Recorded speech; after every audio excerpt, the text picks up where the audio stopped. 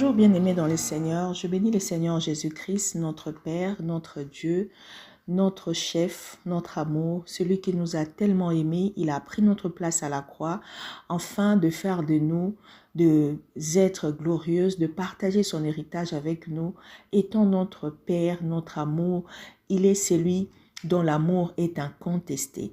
Bien-aimés, l'amour de Dieu est tellement grand qu'il nous donne le souffle de vie chaque matin et il renouvelle ses bontés, sa grâce pour nous, raison pour laquelle nous commençons nos journées par la prière, par l'exhortation, afin que nous puissions vivre selon sa volonté. Aujourd'hui, nous allons partager dans le livre de Éphésiens, le chapitre 5. Nous allons lire à partir du 22e jusqu'au 25e verset. Je lis au nom de Jésus. Femmes, soyez soumises à vos maris comme au Seigneur. Car le mari est le chef de la femme, comme Christ est le chef de l'Église. Il est son corps et dont il est le sauveur. Or, de même que l'Église est soumise à Christ, les femmes aussi doivent l'être à leur mari en toutes choses. Marie, aimez vos femmes comme Christ a aimé l'Église et s'est livré lui-même pour elle. Bien-aimés, aujourd'hui, nous allons partager sur le devoir domestique. Il est important de parler de cela car cela est une force pour les nations, pour la survie de l'humanité. La première institution que Dieu a fait sur la terre, c'était le mariage. Et le diable combat le mariage parce qu'il veut que du mariage sortent des êtres faibles. Parce que lorsque le mariage est fait selon la volonté de Dieu, lorsque l'homme et la femme font la volonté de Dieu, en faisant exactement chacun sa part, de ces mariages-là sortent aussi d'autres mariages glorieux pour glorifier le nom de Jésus. C'est pourquoi nous allons commencer par les devoirs de l'homme envers sa femme. Mais nous devons savoir que l'homme a plus de devoirs que la femme au sein de foyer. Il est demandé à l'homme d'être exactement comme notre Seigneur Jésus-Christ, qui a tellement aimé l'Église. Il la prépare pour l'enlèvement. Il fait en sorte que l'Église soit sans tache ni ride, rien de semblable, mais sainte et irrépréhensible. Et c'est cela, les devoirs de l'homme envers sa femme. Cela veut dire quoi? Cela veut dire que c'est à l'homme d'inculquer la vie de Jésus-Christ à la maison. C'est à l'homme d'inculquer la marche de la maison. C'est à l'homme de prendre ses responsabilités pour que tout se déroule bien à la maison.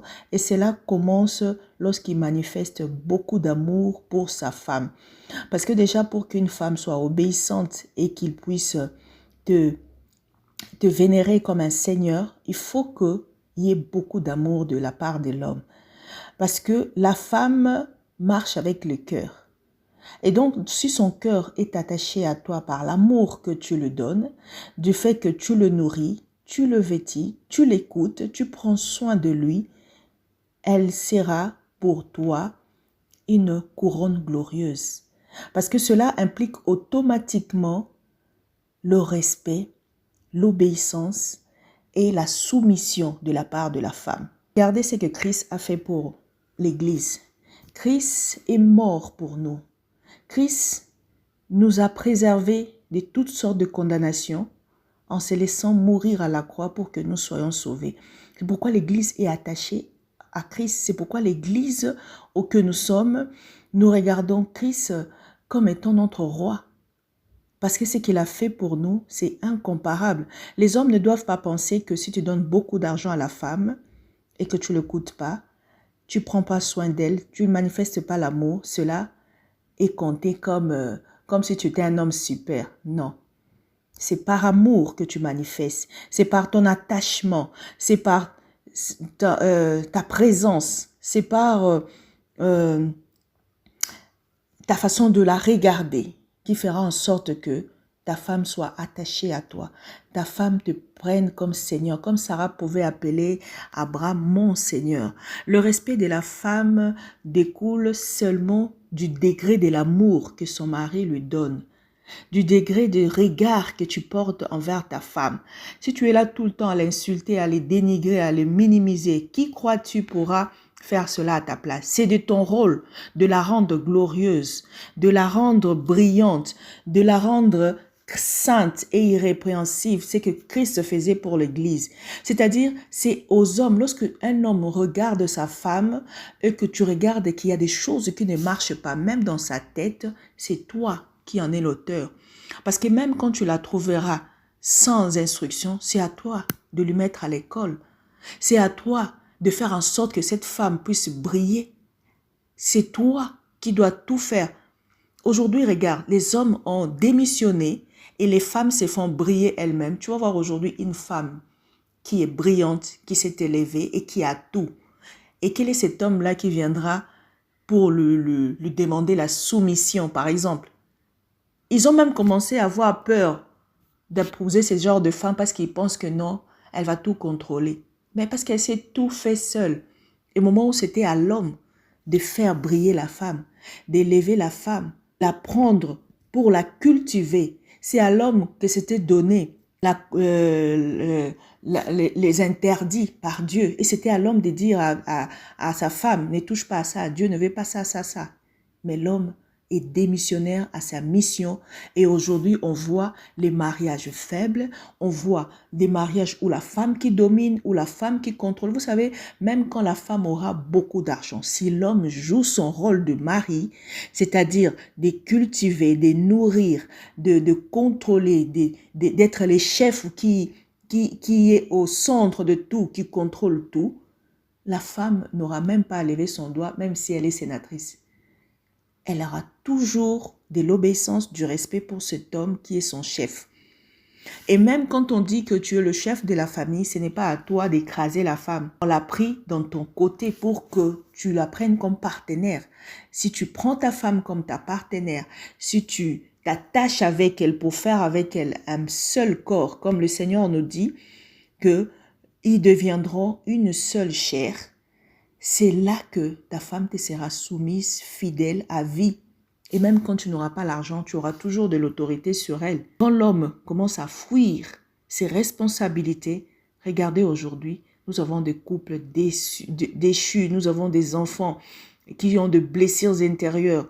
Aujourd'hui, surtout dans les pays où on a déjà enlevé Christ à sa place, c'est encore pire. C'est ça la volonté du diable. Mais aujourd'hui, si tu attends la voix de Dieu, toi, homme qui m'écoute, prends tes responsabilités.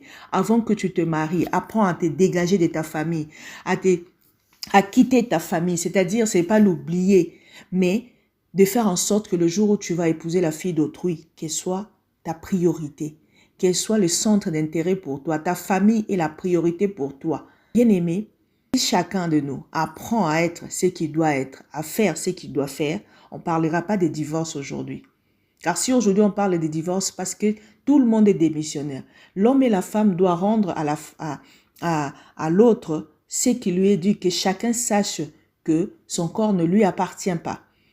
Et que quand tu entres dans le mariage, tu ne deviens pas celui qui décide en tout, mais tu as un partenaire à qui tu dois tout partager.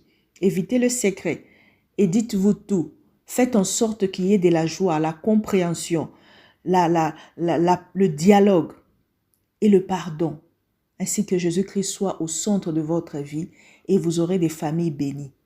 Parce que vous devez savoir que si on entre dans le mariage, c'est un chemin de non-retour. Si longtemps que l'autre vie, on ne pourra pas parler de divorce, car ceux qui divorcent deviennent des adultères.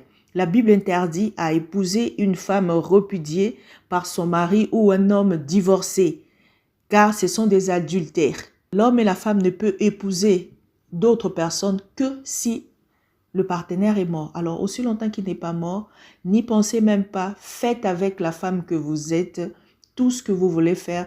Apprenez à vous pardonner, à trouver des solutions à vos problèmes, parce que vous savez que c'est un chemin de non-retour. La vie et la solidité des êtres que vous allez sortir de ces couples-là dépendent de ce que vous avez sémé dès le départ.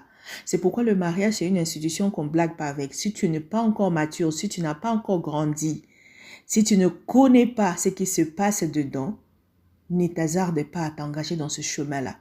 Parce que c'est un chemin de non-retour. Beaucoup de gens iront en enfer juste parce qu'ils ont échoué dans leur mariage. Juste parce que ce sont des gens adultères à vie. Parce que depuis le jour où tu te séparais de ta femme, tu es resté adultère parce qu'elle vit. Ou parce que tu es séparé de ton mari, tu es resté adultère parce que cet homme est en vie. La Bible dit toutefois pour éviter l'impudicité, pour éviter de parler d'adultère, il faut que chaque homme ait sa femme et que chaque femme ait son mari. Que ensemble, ils agissent ensemble pour la construction de leur foyer. Sachant que la femme n'a pas l'autorité sur son corps et que l'homme aussi pareil. Il n'a pas l'autorité sur son corps. Mais qu'ensemble, qui s'attachent pour manifester la gloire de Dieu. Parce que le mariage aussi doit manifester la gloire de Dieu.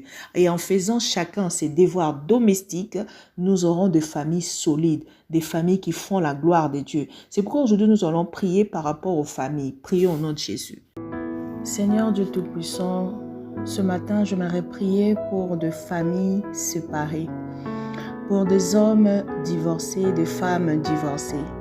La Bible dit dans 1 Corinthiens 7, 11 que si l'homme ou la femme se sépare, il doit demeurer sans se marier ou qu'il se réconcilie avec son mari et que le mari ne répudie point sa femme. Seigneur, cela veut dire que tu n'aimes pas les divorces et tu ne veux même pas que ces noms soient dans notre vocabulaire chrétien. C'est pourquoi j'aimerais que tu puisses avoir la miséricorde pour tous ces hommes et ces femmes divorcés. Seigneur, ceux qui ont divorcé parce que c'était par ignorance, tu es le Dieu de miséricorde.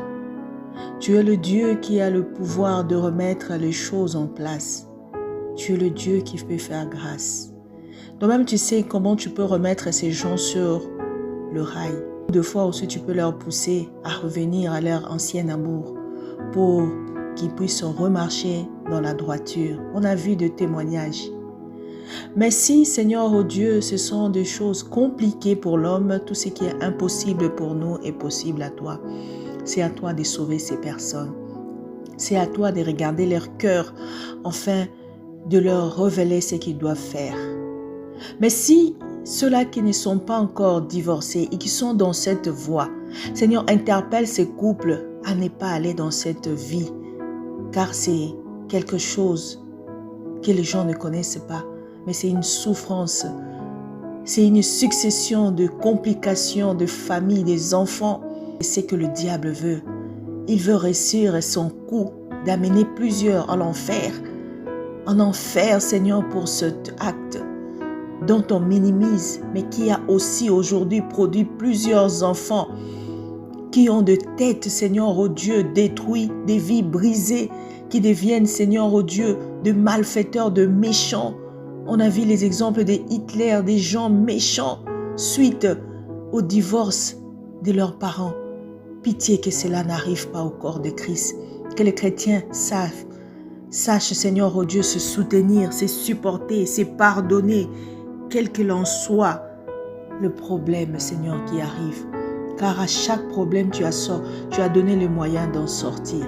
C'est pourquoi donne-nous l'amour de connaître ta parole pour que nous puissions marcher en faisant chacun nos devoirs domestiques, afin que nos couples soient solides. Oh Seigneur, je viens prier, Seigneur, oh Dieu, pour toutes ces familles déchirées pendant ce confinement. Toutes ces familles déchirées souffrent. Il y a des familles qui sont traitues, Seigneur, en sorte que l'amour de Christ puisse couvrir toutes ces familles. Révèle-le, Seigneur, oh Dieu, la marche. S'il dépendait que de moi, ça serait une science qu'on pouvait apprendre à l'école, afin qu'on n'ait pas de problèmes dans nos familles. Mais les hommes ont négligé cela. C'est pourquoi laisse que, Seigneur, oh Dieu, que tu puisses enseigner l'Église par rapport au mystère du mariage, par rapport à ces choses, Seigneur, pour que l'Église, Seigneur, oh Dieu, soit sauvée, pour que dans nos familles, nous puissions sortir des autres familles, Seigneur, glorieuses, Seigneur, oh Dieu, qui craignent et qui marchent pour faire la joie du corps de Christ. Oh Seigneur, je viens prier pour tous ces enfants déchirés par les divorces. Seigneur, tu sais, Seigneur, oh Dieu, nous-mêmes, nous étions passés par là. Plusieurs qui sont passés par là. Il y a beaucoup de gens qui sont sauvés des justesses, de toutes ces déchirures de famille, des parents. Laisse que, Seigneur, oh Dieu, que toutes ces personnes puissent être lavées. Seigneur, il y a de blessures, il y a de maladies que toi seul qui peux guérir. Guéris les cœurs brisés. Guéris les enfants déchirés par les divorces. Guéris les enfants, Seigneur, oh Dieu, troublés. Tous ceux qui m'entendent dans ces moments, s'ils sont méchants parce que leurs parents ont été comme ça, le résultat des divorces des parents, Seigneur, parle dans leur cœur. Leur Seigneur, oh Dieu, de sortir quelque chose de brillant par eux-mêmes. Car tu as le pouvoir de prendre des choses viles et d'en faire de vases d'honneur. Seigneur, fais de tout ce cœur de vase d'honneur, afin que de leur cœur déchiré sortent de cœurs glorieux, capables de sauver d'autres cœurs, au nom de Jésus-Christ. Seigneur, enlève, Seigneur, oh Dieu, toutes ces blessures et efface cela, afin que le cœur soit ramené à Christ. Et que cette journée soit une journée où tu interpelles plusieurs parents, plusieurs couples, à ce que nous puissions rester unis dans le meilleur et pour les pires. Que cette journée soit bénie pour chacun, au nom de Jésus-Christ. Amen.